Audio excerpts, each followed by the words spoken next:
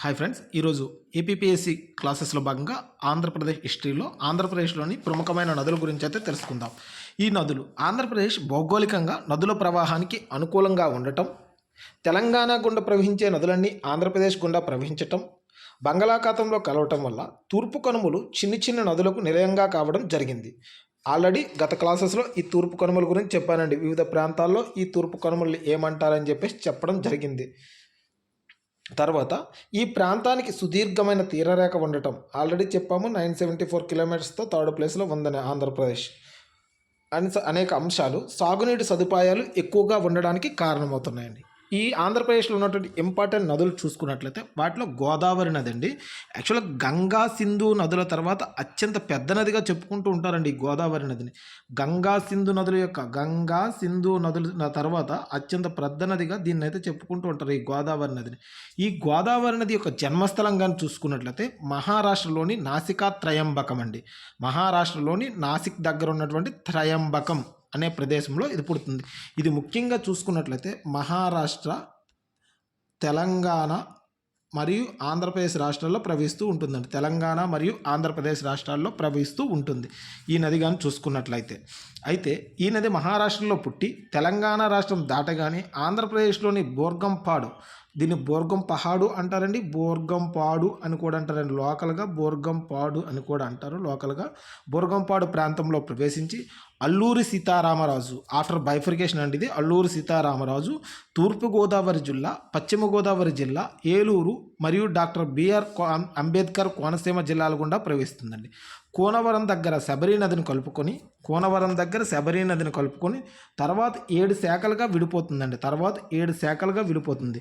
ఈ 7 శాఖలు ఎక్కడ విడతాయంటే, ఈ 7 శాఖలు చూసుకున్నట్లయితే ధవళేశ్వరం దగ్గర విడిపోతాయండి. ధవళేశ్వరం తూర్పుగోదావరి జిల్లా ధవళేశ్వరం దగ్గర 7 శాఖలుగా చీలుతుందండి. తూర్పుగోదావరి జిల్లా ధవళేశ్వరం దగ్గర 7 శాఖలుగా చేరుతుంది. అందుకే దీన్ని సప్తగోదావరి అని అంటారండి. సప్తగోదావరి ఈ శాఖలు కానీ చూసుకున్నట్లయితే, ఈ శాఖల పరంగా చూసుకున్నట్లయితే గౌతమి, వశిష్ట, వైనతేయ, తుల్య, భరద్వాజ, కౌశిక, ఆత్రేయ అనేవి ఈ శాఖలండి. ఈ 7 శాఖలకు విడిపోతాయి. ఎక్కడండి? ధవళేశ్వరం వద్ద విడిపోతాయి. ధవళేశ్వరం తూర్పుగోదావరి జిల్లాలో ఉందండి ప్రస్తుతం ఇది Dhavaleswaram. Sir Arthur Cotton barrage కూడా కట్టడం జరిగింది. బ్యారేజ్ కూడా ఈ నది మీదే ధవళేశ్వరం వద్దనే కట్టడం జరిగింది. Sir Arthur Cotton barrage, cotton ద్వారా బ్యారేజ్ అంటారు కదండి, అదే ఈ ధవళేశ్వరంలోని ఈ గోదావరి నది మీద కట్టడం జరిగింది. ఇలా ఈ 7 శాఖలు విడిపోతాయండి. గోదావరికి గల ఇంపార్టెంట్ ఉపనదులు చూసుకున్నట్లయితే ఉపనదులు చాలా ఇంపార్టెంట్ అండి. మంజీరా, ప్రాణహిత, ఇంద్రావతి, కిన్నెరసాని, సీలేరు, శబరి, మానేరు. ఓకే అండి. అయితే గౌతమి, వశిష్ట, వైనతేయ పాయల మధ్య ప్రాంతాన్ని కోనసీమ అంటారండి. గౌతమి, వశిష్ట, వైనతేయ, తుల్య, భరద్వాజ, కౌశిక, ఆత్రేయ కాకుండా గౌతమి, వశిష్ట, వైనతేయ మధ్యలో ఉన్న ప్రాంతాన్ని కోనసీమ అంటారు. ఇక్కడ సరార్ధర్ కాటన్ గోదావరి మీద ధవళేశ్వరం వద్ద 1852 సంవత్సరంలో ఆనకట్ట నిర్మించారండి. 1852 సంవత్సరంలో ఆనకట్ట నిర్మించడం జరిగిందండి. ఈ నది ఏదైతే గోదావరి నది ఉందో చివరిగా అంతర్వేది వద్ద బంగాళాఖాతంలో కలుస్తుందండి. కలుస్తూ ఉందండి. అంతర్వేది వద్ద బంగాళాఖాతంలో కలవడం జరుగుతుంది. టోటల్గా ఇది 1465 కిలోమీటర్లు ప్రయాణిస్తుందండి. 1465 కిలోమీటర్లు ప్రయాణిస్తుంది. ఇదైతే గుర్తుపెట్టుకోండి. టోటల్గా ఎన్ని కిలోమీటర్లు అండి? 1465 కిలోమీటర్లు అయితే ప్రయాణించడం అయితే జరుగుతూ ఉందండి. 1465 కిలోమీటర్లు. ఓకేనండి. మరొక ఇంపార్టెంట్ నది చూసుకున్నట్లయితే కృష్ణా నది మహారాష్ట్రలోని పశ్చిమ కనుమల్లో మహాబలేశ్వరం వద్ద పుట్టి మహారాష్ట్ర, కర్ణాటక, తెలంగాణ రాష్ట్రం దాటి తరువాత ఆంధ్రప్రదేశ్లోకి కర్నూలు జిల్లాలోని మచ్చుమర్రి గ్రామం వద్ద ప్రవేశిస్తుంది. తరువాత కర్నూలు, పల్నాడు, కృష్ణా, బాపట్ల, ఎన్టీఆర్ జిల్లాల గుండా మొత్తం 6 జిల్లాల్లో ప్రవహించి చివరిగా కృష్ణా జిల్లాలోని అంశలదీవి వద్ద బంగాళాఖాతంలో కొలవడం జరుగుతుందండి. ఇది మహాబలేశ్వరం వద్ద పుడుతుంది కదండి. ఈ మహాబలేశ్వరం వద్ద ఉన్న పర్వత శ్రేణిని మహాదేవ్ పర్వత శ్రేణి అంటారు. ఈ మహాబలేశ్వరం వద్ద మహాదేవ్ పర్వత శ్రేణి అంటారండి. వీటిని ఇంకో పర్వత శ్రేణి అని కూడా అంటారండి. సహ్యాద్రి పర్వత శ్రేణి అని కూడా అంటారండి. సహ్యాద్రి పర్వత శ్రేణి, మహాదేవ్ పర్వత శ్రేణి మరియు సహ్యాద్రి పర్వత శ్రేణి అని కూడా అంటారండి. ఎంతండి? మహాదేవ్ పర్వత శ్రేణి మరియు సహ్యాద్రి పర్వత శ్రేణి. మొత్తం మహారాష్ట్ర, కర్ణాటక, తెలంగాణ, ఆంధ్రప్రదేశ్లో 1401 కిలోమీటర్లు ప్రయాణిస్తుందండి. 1401 కిలోమీటర్లు అయితే ఈ కృష్ణా నది అయితే మొత్తం ప్రవహిస్తూ ఉంటుంది. 1401 కిలోమీటర్లు అయితే కృష్ణా నది అయితే ప్రవహిస్తూ ఉంటుంది. అందులో ఆంధ్రప్రదేశ్లో చూసుకున్నట్లయితే 712 కిలోమీటర్లు ప్రవహిస్తుందండి. ఎక్కడండి? 712 కిలోమీటర్లు ఆంధ్రప్రదేశ్లో ప్రయాణిస్తుంది. ఆంధ్రప్రదేశ్లో ఎక్స్క్లూజివ్లీ ఆంధ్రప్రదేశ్. టోటల్ అయితే 1401. యాక్చువల్గా ఈ కృష్ణా జిల్లాలోని అంశల దీవి వద్ద ఇది బంగాళాఖాతంలో కలుస్తుంది. అయితే బిఫోర్ ఇది కలిసే ముందు కృష్ణా జిల్లాలో విజయవాడకు 64 కిలోమీటర్ల దూరంలో పులిగడ్డ అనే ప్రాంతంలో కృష్ణానది రెండుగా చీలిపోతుందండి. కృష్ణానది రెండుగా చీలిపోవడం జరుగుతుంది. ఈ రెండు శాఖల మధ్య ఉన్న సారవంతమైన ఎత్తైన మైదానాన్ని దివిసీమ అంటారండి. సారవంతమైన ఎత్తైన మైదానాన్ని ఏంటంటే ఈ కృష్ణానది ప్రవాహం పెరిగినప్పుడు ఈ దివిసీమ అప్పుడప్పుడు మునిగిపోతూ ఉంటుందండి. అప్పుడప్పుడు మునిగిపోవడం కూడా జరుగుతుంది. అయితే ఇదేంటంటే ఈ కృష్ణా జిల్లా ఈ కృష్ణానదికి గల ఇంపార్టెంట్ ఉపనదులు చూసుకున్నట్లయితే తుంగభద్ర అనేది చాలా ఇంపార్టెంట్ అండి. ఇది పెద్దది కూడా. ఈ తుంగభద్ర నది పెద్ద నది కూడా. కృష్ణా జిల్లాలో కృష్ణానదికి ఉన్న ఉపనదుల్లోని పెద్ద నదిగా కూడా చెప్పుకోవచ్చండి. ఈ కృష్ణానదికి ఉన్నటువంటి అతిపెద్ద ఉపనది తుంగభద్ర. తుంగభద్ర తర్వాత ఏదండి? దిండి అనేది కూడా వేరొక ఉపనది. తర్వాత పాలేరు, కొయ్యన, వర్ణ, పంచగంగ, మూసి, ఘటప్రభ, భీమ, మున్నేరు, మలప్రభ, హాలియా, పెద్దవాగు, దూద్గంగ అనేవి ఇంపార్టెంట్ ఉపనదులు. వీటిలన్నింటిలో పెద్దదైతే తుంగభద్ర అండి. పొడవైనది అనుకుంటే పొడవైన నది ఏదండి? భీమా. అయితే కృష్ణానదిపై శ్రీశైలం సమీపంలో శ్రీశైలం జల విద్యుత్ కేంద్రం నిర్మించారండి. కృష్ణానదిపై ఏం నిర్మించారు? శ్రీశైలం సమీపంలో శ్రీశైలం జల విద్యుత్ కేంద్రం. కృష్ణానది మైదానంలోకి ప్రవేశించే ప్రాంతం అయితే విజయవాడ. అతిపెద్ద ఉపనది తుంగభద్ర అండి. అతి పొడవైన ఉపనది అయితే భీమా. నెక్స్ట్ ఇంపార్టెంట్ నది ఏంటండి? పెన్నా నది కర్ణాటకలో ఉన్నటువంటి నందిదుర్గ కొండల్లో పుట్టి పెన్నా నది కర్ణాటకలో ఉన్నటువంటి నందిదుర్గ కొండల్లో పుట్టి ఆంధ్రప్రదేశ్లోని శ్రీ సత్యసాయి జిల్లాలోని హిందూపూర్ వద్ద ఆంధ్రప్రదేశ్లోకి ప్రవేశిస్తుందండి. కర్ణాటకలో ఎక్కడండి? నందిదుర్గ కొండల్లో పుడుతుంది. కర్ణాటకలోని నందిదుర్గ కొండలు అయితే దీని యొక్క జన్మస్థలం అండి. ఎక్కడండి? కర్ణాటకలోని నందిదుర్గ కొండలు. ఇది సత్యసాయి జిల్లా, అనంతపురం, కడప, నెల్లూరు జిల్లాల్లో ప్రవహించి చివరగా నెల్లూరు జిల్లాలోని నెల్లూరు జిల్లాలో ఎక్కడంటే ఊటుకూరు వద్ద బంగాళాఖాతంలో కలుస్తుంది. దీనిని పినాకిని లేదా పెన్నేరు అని కూడా పిలుస్తారు. ఈ నదికి ఉన్నటువంటి ఉపనదులు చూసుకుంటే జయమంగళ, చిత్రావతి, కుందేరు, పాపాగ్ని, చెయ్యేరు, సగిలేరు మొదలైనవి. ఈ నది కడప జిల్లాలోని పొట్లదుర్తి, హనుమానగత్తి, కోగటం, పుష్పగిరి, చెన్నూరు, లింగంపల్లి, జ్యోతిక్షేత్రం ఇవి చాలా ఇంపార్టెంట్ అండి. జ్యోతిక్షేత్రం, సిద్ధవటం గ్రామాలను ఆనుకొని ప్రవహించి సోమశిల రిజర్వాయర్ని చేరుతుందండి. సోమశిల అనే ప్రాజెక్ట్ అయితే దీని మీద ఉందండి. సోమశిల పుష్పగిరి సమీపంలో, ఇక్కడ చూడండి ఈ పుష్పగిరి ఉంది కదండి, ఆ పుష్పగిరి సమీపంలో పాపాగ్ని, కుముద్వతి, వల్కల, మాండవి నదులు పెన్నా నదులకు, అందుకే ఈ పుష్పగిరి క్షేత్రాన్ని పంచనదీ క్షేత్రం అంటారండి. గతంలో ఇచ్చాడండి ఈ బిట్టు, గతంలో ఇవ్వడం జరిగింది. పెన్నా నది పరివాహక ప్రాంతాల్లో గండికోట, సిద్ధవటం కోటలు కలవండి. పెన్నా నదిపై నెల్లూరు వద్ద సోమశిల ఆనకట్ట ఉందండి. సోమశిల. అదేవిధంగా పెన్నా నది మీద నెల్లూరు జిల్లాలో సంగం బ్యారేజ్ ఒకటి ఉందండి. సంగం బ్యారేజ్ అని చెప్పేసి ఆంధ్రప్రదేశ్ ప్రభుత్వం నిర్మించడం జరిగిందండి. సంగం బ్యారేజ్. దీన్నే ఇప్పుడు మేకపాటి గౌతమ రెడ్డి బ్యారేజ్ అంటారండి. సంగం బ్యారేజ్నే మేకపాటి గౌతమ రెడ్డి బ్యారేజ్ అంటారు. ఈ పెన్నా నది చూసుకున్నట్లయితే మేకపాటి గౌతమ్ రెడ్డి అండి. ఈయన గతంలో ఐటీ మినిస్టర్గా చేయడం జరిగింది. మేకపాటి గౌతమ్ రెడ్డి గతంలో ఆంధ్రప్రదేశ్ రాష్ట్రానికి ఐటీ మినిస్టర్గా చేయడం జరిగింది. ఈ సంగం బ్యారేజ్కి ఇప్పుడు ఈయన పేరు మీదుగా పెట్టడం జరిగిందండి. ఇది మొత్తం పెన్నా నది 637 కిలోమీటర్లు ప్రవహిస్తుందండి. ప్రధానంగా ఆంధ్రప్రదేశ్లో ఎక్కువ ప్రయాణిస్తుంది. 597 కిలోమీటర్లు ప్రయాణిస్తుందండి. 597 కిలోమీటర్లు. పెన్నా నది వలన ఆంధ్రప్రదేశ్ అత్యంత లాభం పొందుతుందన్నమాట. నెక్స్ట్ వచ్చి తుంగభద్ర నది. ఇది ఏంటంటే కృష్ణానదికి అతిపెద్ద ఉపనది. ఇది కర్ణాటకలోని వరాహ పర్వతాల్లో పుట్టి తెలంగాణ రాష్ట్రం గద్వాల్ జిల్లా దాటి నంద్యాల జిల్లాలోని సంగమేశ్వరం వద్ద కృష్ణానదిలో కలుస్తుందండి. దీనికి హంద్రి మరియు హగ్గేరి, వేదవతి, కుముద్వతి, వరదా నది అనే ఉపనదులు ఉన్నాయండి. కృష్ణా కృష్ణానది ఉపనదుల్లో తుంగభద్ర అతిపెద్ద ఉపనది అండి. కృష్ణానది ఉపనదుల్లో తుంగభద్ర అతిపెద్ద ఉపనది.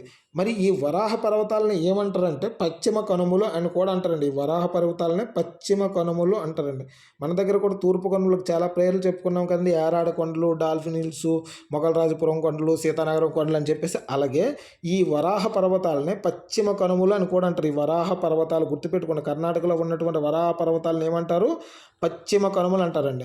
రామాయణంలో తుంగభద్ర నదికి గల మరో పేరు పంపా నది. రామాయణంలో తుంగభద్ర నదికి గల మరొక పేరు ఏంటండి?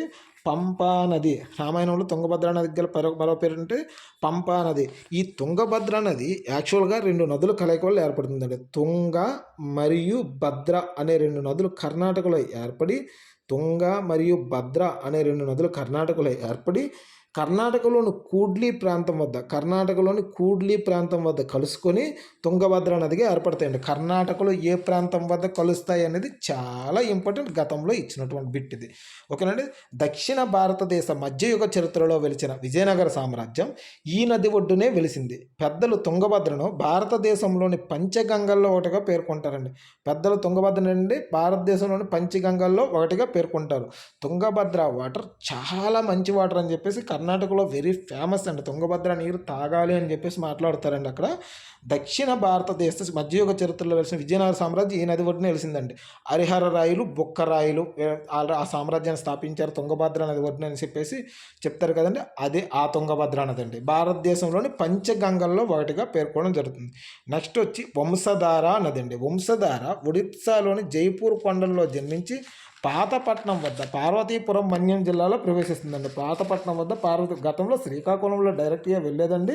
ఇప్పుడు పాతపట్నం వద్ద ప్రవేశిస్తుంది. పాతపట్నం ఎక్కడంటే ఒడిస్సాలోని జైపూర్ కొండలు. వీటినే నియమగిరి పర్వతాలని కూడా అంటారండి. జైపూర్ కొండలనే నియమగిరి పర్వతాలని కూడా అంటారండి. జైపూర్ కొండలను ఏమంటారండి? నియమగిరి పర్వతాలని కూడా అంటారు ఈ జైపూర్ కొండల్ని. ఒడిస్సాలో జైపూర్ కొండల్లో జన్మించి పాతపట్నం వద్ద పార్వతీపురం మన్యం జిల్లాలో ప్రవేశిస్తుంది. శ్రీకాకుళం జిల్లాలోని కళింగపట్నం వద్ద బంగాళాఖాతంలో కలుస్తుందండి. ఇది తూర్పు కనుమల్లో పుట్టి బంగాళాఖాతంలో కలిసే పెద్ద నది వంశధార నది. యాక్చువల్గా ముందు చెప్పినవి ఏంటి? పశ్చిమ కనుమల్లో పుట్టినవండి. ఇదేంటి? తూర్పు కనుమల్లో పుట్టి బంగాళాఖాతంలో కలిసే పెద్ద నది వంశధార నది. ఈ పాయింట్ చాలా ఇంపార్టెంట్, గతంలో ఇచ్చిన బిట్ ఇది. ఇది తూర్పు కనుమల్లో పుట్టి బంగాళాఖాతంలో కలిసినటువంటి పెద్ద నది అండి. తూర్పు కనుమల్లో పుట్టి బంగాళాఖాతంలో కలిసినటువంటి పెద్ద నది అండి. దీని మీద ఒకే ఒక్క ఆనకట్ట కట్టారండి. దీని మీద చూసుకున్నట్లయితే ఈ వంశధార నది మీద ఒకే ఒక్క ఆనకట్ట శ్రీకాకుళం జిల్లాలోని గొట్ట అనే ప్రాంతంలో ఒక ఆనకట్ట ఉంటుందండి. శ్రీకాకుళం జిల్లాలోని గొట్ట అనే ప్రాంతంలో ఒక ఆనకట్ట నిర్మించారండి. దీని పొడవు ఒడిస్సాలో 96 కిలోమీటర్లు, ఆంధ్రప్రదేశ్లో 130 కిలోమీటర్లు అండి. ఒడిస్సాలో 96 కిలోమీటర్లు, ఆంధ్రప్రదేశ్లో 130 కిలోమీటర్లు ప్రవహిస్తుందండి. దీని మీద ఒకే ఒక ఆనకట్ట అయితే కట్టడం జరిగింది, గొట్ట. అది కొంచెం చాలా చాలా ఇంపార్టెంట్, గుర్తుపెట్టుకోండి. ఇది చాలా ఇంపార్టెంట్. టోటల్గా 230 కిలోమీటర్లు ప్రయాణిస్తే ఆంధ్రాలో 130, ఒడిస్సాలో 100.